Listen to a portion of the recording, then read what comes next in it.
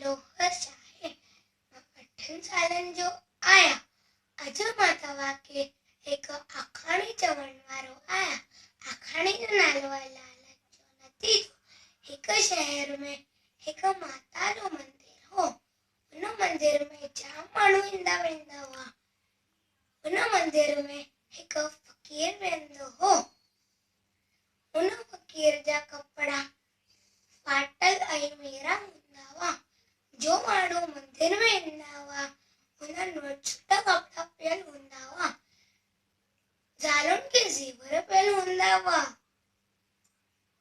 थोड़ा माण्हू उनखे 1 या 2 रुपया ॾींदा हुआ।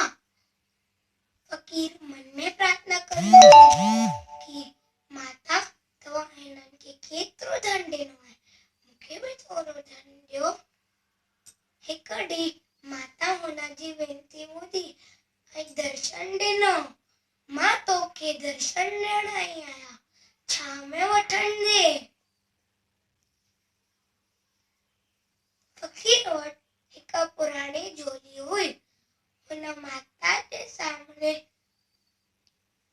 झोली फैलाई। माता चयो कि हिकु ॻाल्हि यादि रखिजे, जेतिरा सिक्का हेठि किरी पवंदा सो मिटी भरिजी वेंदा। एतिरो चई करे माता पंहिंजी हथ जी तिरी खोली। सिक्का किरण लगा। झोली अध सां ज्यादा भरिजी वई हुई। माता चयो एतिरो धन काफ़ी अथई।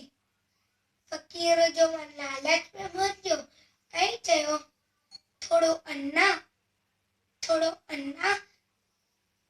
सिक्का ॾे। माता उनखे अन्ना थोड़ा सिक्का ॾिना।